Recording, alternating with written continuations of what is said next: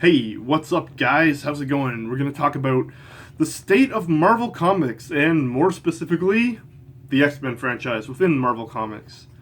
If you've been reading comics, if you've been reading comics for the last 15 to 20 years, you're probably well aware that the X-Men franchise is in pretty bad shape, and it has been for a long time.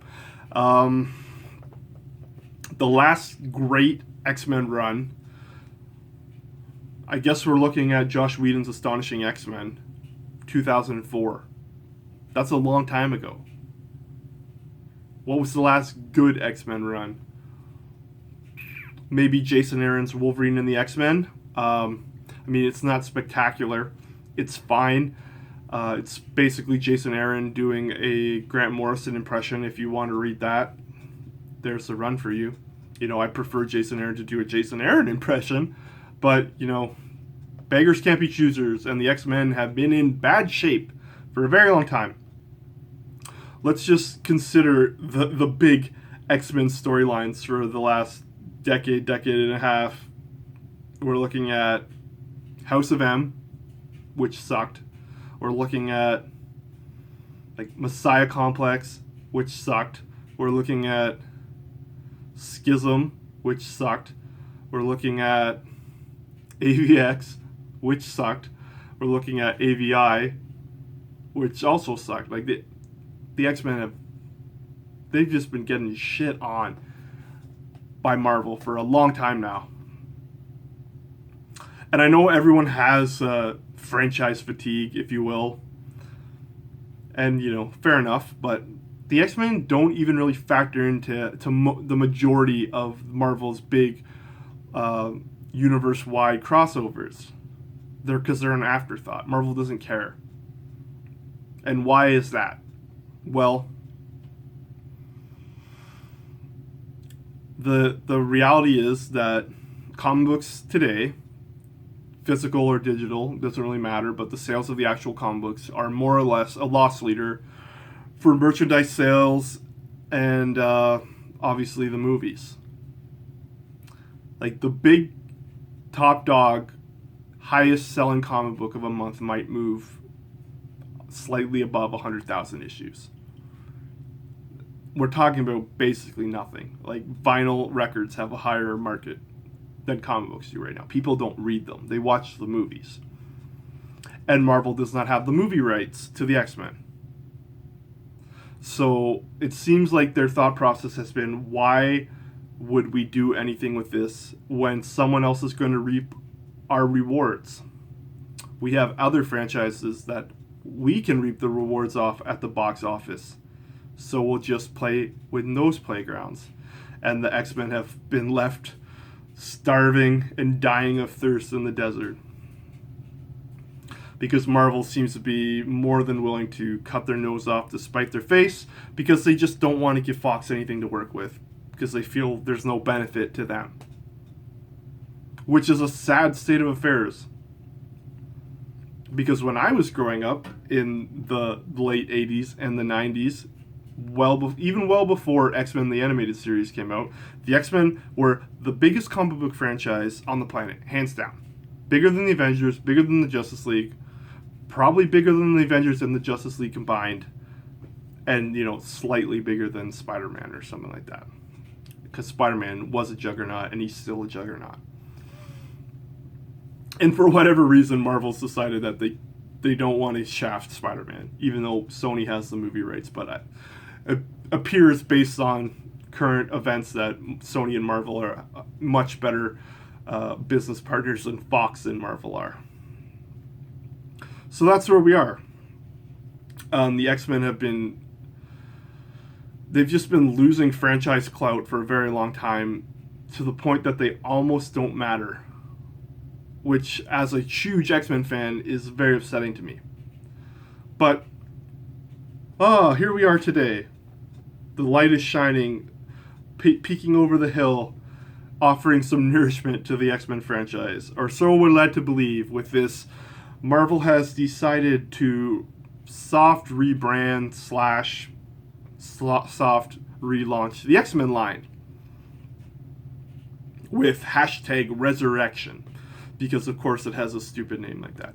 But whatever, the X-Men finally getting some attention. So let's take a look at this and see how hopeful we can be. So the goal is to bring back the X-Men Gold and Blue teams, which X-Men fans would obviously know from back in the early 90s, the Jim Lee era of X-Men. And I guess the hope is that kind of revitalizes and breathes some life back into the X-Men, with Marvel giving them some attention. So we have the X-Men Gold is, I guess we'll call it the core X-Men book. Then we have X-Men Blue, which is the teen X-Men, the original X-Men who were brought forward in time and are still here. So that's like the young teen X-Men book. Astonishing X-Men, which isn't out yet. It seems to be like that is kind of more in line with what we would have been getting from X-Force books in the last couple years. I guess now that I've said X-Force, I suppose X-Force is the last great X-Men run. Remender's run on X-Force has to be it. It's not it's kind of a side X-Men book, but it's definitely part of the X-Men franchise. So yeah, Remender's run was great, and even before Remender's run, Kyle and Yost's run on X-Force was also great. So the core X-Men books, Uncanny, New X-Men, they've been shit for a long time, but we had some good stuff, I suppose. I forgot about X-Force. So, but that's what this Astonishing book looks to be, kind of more in that vein. Then we have a Gen X. I tried to read the first issue of Gen X. The art was so fucking abysmal that I got 2 pages in, maybe. So I can't really speak to that too much, which is unfortunate, but that's where we're at. There's an Iceman solo title, there's a Cable solo title, and there is a Jean Grey solo title. Not reading any of those. I don't care about Iceman, don't care about Cable, don't care about Young Jean Grey. So they exist, but I'm not reading them. And there is what else? There's something else. Weapon X. There's a Weapon X book, which so far I would say is the best of the ones I've read. I'm enjoying it the most. It's written by Greg Pak, and even though the art is by Greg Land, I've been finding it enjoyable so far. It's mostly been a Sabretooth and Old Man Logan kind of odd couple team up book so far, which I like, although I have a nitpick where I don't like the adversarial Wolverine or Old Man Logan and Sabretooth relationship when Sabretooth is the one who fucking hates Wolverine and wants to kill him. I prefer it when Sabretooth has like an odd borderline sexual infatuation with Wolverine. It's much more like he's kind of like, he thinks that Wolverine and him are like, they're the apex of a new species, and everything else is below them. Survival of the fittest, and that Wolverine will eventually come around to his way of thinking. And he doesn't hate Wolverine. He like has this perverse love for him. Maybe not sexual. That was more in like the Wolverine Max line, which is not canon, but like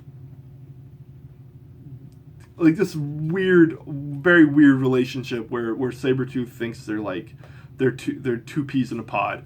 And Wolverine, I like Wolverine to hate Sabretooth because he sees Sabretooth as a twisted reflection of who Wolverine knows deep down he actually is, even though he's fighting it.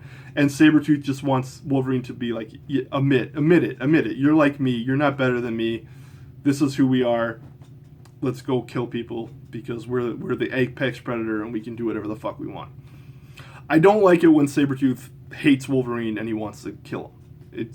It's lazy writing. Like, okay, you're just a generic villain now. But whatever. I've been enjoying that run for what it is so far. X-Men Gold is it's here's the thing is you would think, Marvel's coming out with, they're saying, yeah, this is it, we're coming back to the X-Men, we know you guys have been saying we've been doing them wrong, we're gonna do them right, this is it, here we're gonna throw all our weight behind them. And then who's the creative team on the flagship X-Men franchise? Mark Guggenheim. He's the writer. Seriously? Mark Guggenheim of Arrow fame, I guess, is what he's best known for. Even though I remember him for writing one of the worst Wolverine runs of all time. And there's been some bad ones. Mark Guggenheim, why? Put a fucking actual writer on that can give you a good comic. It's been so frustrating, like, reading Marvel comics and just like, oh, okay, Remender's doing this, and Brubaker's doing that, and Matt Fraction's doing this, and then the X-Men are just like, Matt Fraction and Brubaker did have some X-Men runs that turned out not to be good, but just when they're never putting their best creative teams on the X-Men.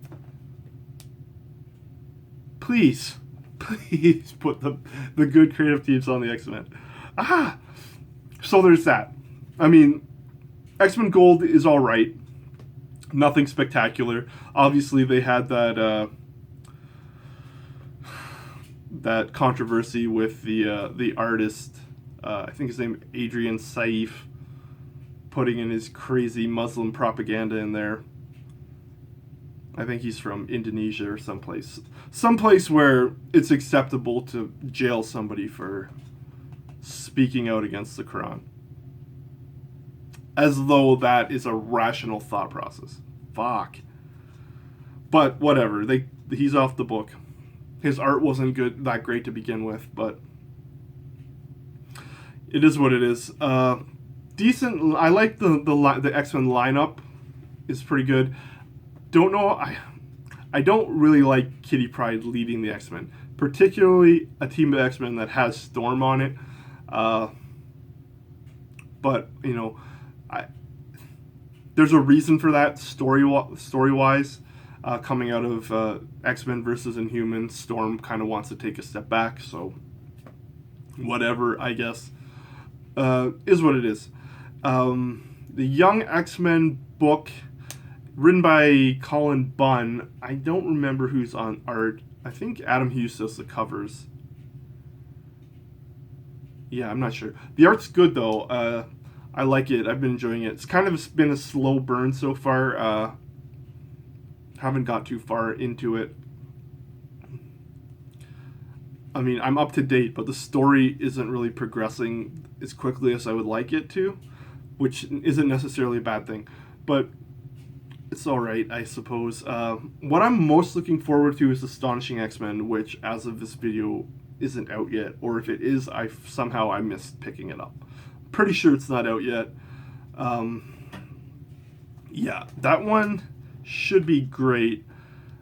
It has the best art on it. Jim Chung.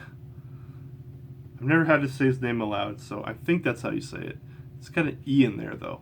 But I'm pretty sure that's right. I'm hoping this will continue the fine tradition of these like X-Force style books being way better than everything that's happening in the core X-Men titles. What else is going on in the X-Men universe right now? Old Man Logan is also happening. They didn't relaunch the number system to coincide with X-Men Resurrection. Also, all new Wolverine with Laura in the Wolverine shoes. Same thing. They didn't renumber the books. I suppose maybe technically they're part of the Resurrection rebranding. Hard to say. All new, all different Wolverine is fine. Nothing spectacular. Old Man Logan, I don't know. I'm ready for the real Wolverine to be back, to be honest. Old Man Logan was a crummy run. Conceptually, it's much more interesting than the execution of the storyline turned out to be, and they abandoned the most interesting part of the story, and here we are with Old Man Logan. Like, this Old Man Logan ends with Old Man Logan, Wolverine, with a Hulk baby strapped to his back, and he's heading out into the waste. And you would expect that the logical sequel to that story is something akin to, Lone Wolf and Cub, with Wolverine and this Hulk baby that he's raising, and he's killed his father. Like, that's fucking cool. Again, that's a cool concept, but they just fucking dropped it because let's bring an old Wolverine into this universe. That will be fun. And then what should we do with them? How about if he just gets beat up by everyone? That seems like a good idea. He's been getting the Worf treatment since he showed up. Like, a fucking random Inhuman with fire powers is gonna beat Wolverine. Are you fucking kidding me?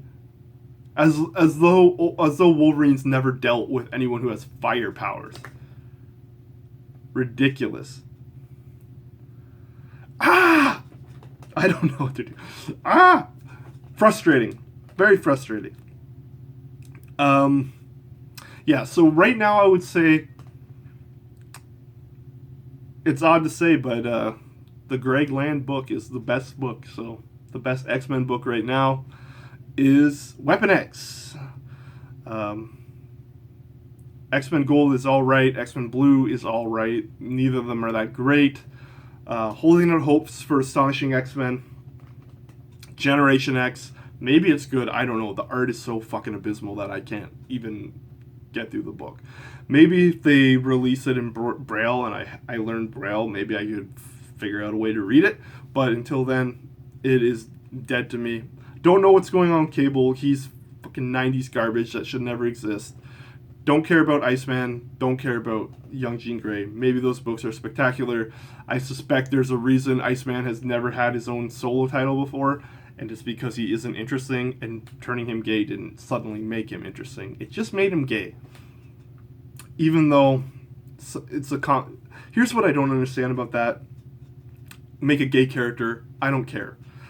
But let's not pretend that this isn't the comic book medium, where we're privy to the character's own thoughts. We have fucking 40 plus years of Iceman thought bubbles to go through. And, oh, this is the time he was lusting after Kitty Pryde, or yada yada yada. He's never been gay, and we know he hasn't been gay because we can read his fucking thoughts. That's part of the comic book franchise. It's like in Plays, when the character spouts a monologue. We know what they're thinking. You can't be a closeted homosexual character in comic books unless that's what the thought bubbles are telling us. Like, oh, I'm a closeted homosexual character, but that's not Iceman. But whatever, here he is, and now he's gay. Enjoy. I bet that will sell some books. No, Iceman will be canceled in 4 months from now. Enjoy it, I guess. Comic books, sometimes you frustrate me, so most of the time, honestly, but it is what it is. It's a labor of love and hate.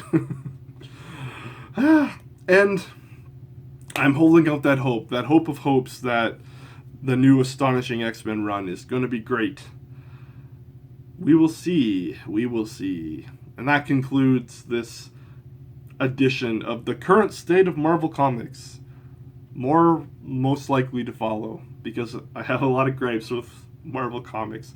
So, if you enjoyed it, I guess wait, maybe more will come. Peace.